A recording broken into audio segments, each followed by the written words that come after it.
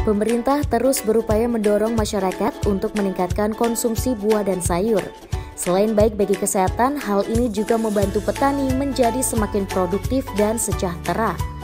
Untuk mendapatkan buah dan sayur tidak melulu harus dari pasar. Masyarakat bisa menanamnya di pekarangan rumah sehingga lebih ekonomis dan kualitasnya dapat dipastikan secara langsung.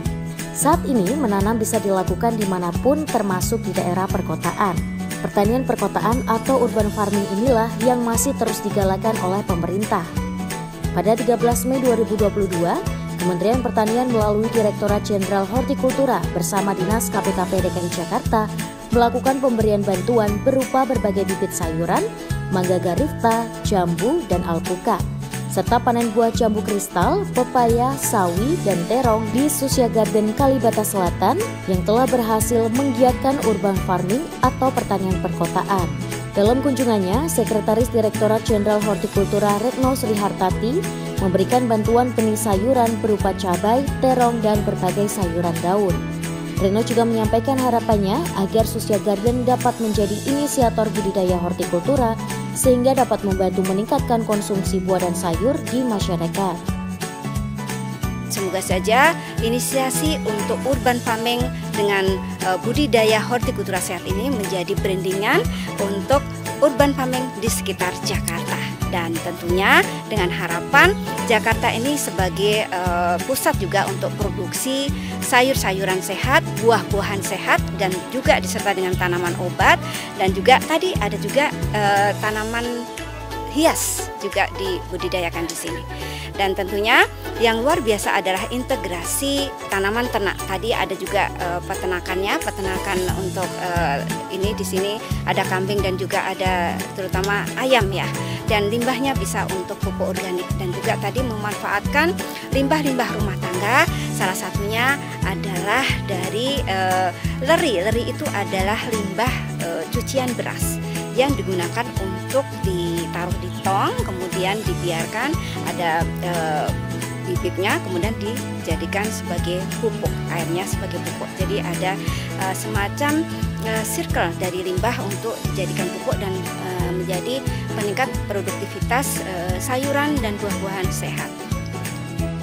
Susya Garden awalnya hanya lahan kosong milik PT Bakri yang menjadi tempat pembuangan sampah warga perumahan Kalibata Indah.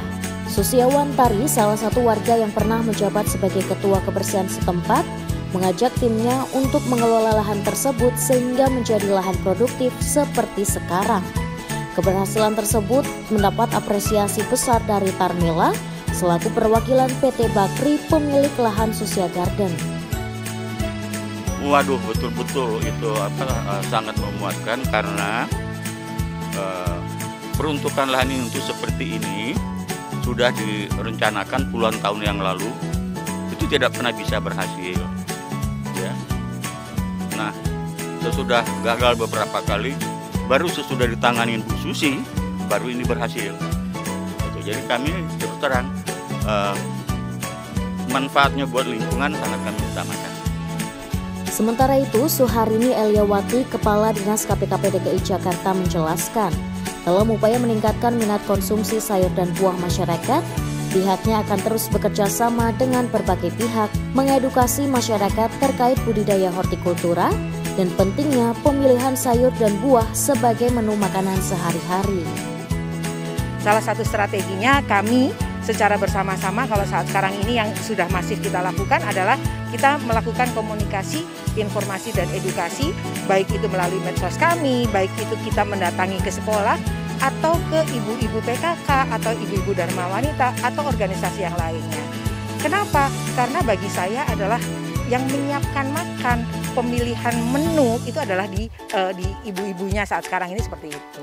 Kemudian salah satunya yang akan kita kerjasamakan itu kita melakukan kerjasama dengan kawan-kawan pendidikan. Biar apa? Biar anak-anak sekolah mulai dikenalkan secara dini bagaimana pemilihan makanan-makanan yang sehat seperti itu. Masyarakat, yuk kita ajari anak-anak kita, keluarga kita dengan aneka ragam makanan sesungguhnya, diversifikasi pola makan. Ada yang namanya serat kasar itu berasal dari sayur-sayuran, berasal dari daging. Tapi kalau pengelompokan proteinnya itu ada yang namanya protein hewani dan nabati, itu bagi saya adalah sesuatu komposisi yang memang harus dengan tepat diberikan. Jadi anak-anak tidak hanya kenal yang namanya fast food, junk food, tetapi anak-anak anggota keluarga kita saat sekarang ini tidak ada yang terlambat. Yuk kita kenalkan mereka dengan makanan-makanan sehat yang bisa kita siapkan sendiri di pekarangan. Selangkah dari beranda itu adalah pekaranganmu, pekarangan itu adalah sumber panganmu. Sebagai informasi, kedepannya Susi dan kelompok Tani Kalibata Indah akan mengupayakan agar Sosya Garden dapat menjadi pusat agroedukasi sehingga masyarakat dapat belajar dan membeli bibit dari kebunnya. Dari Jakarta, Putri Mutia, Novan Dwitra, Tim TV Tani mengabarkan.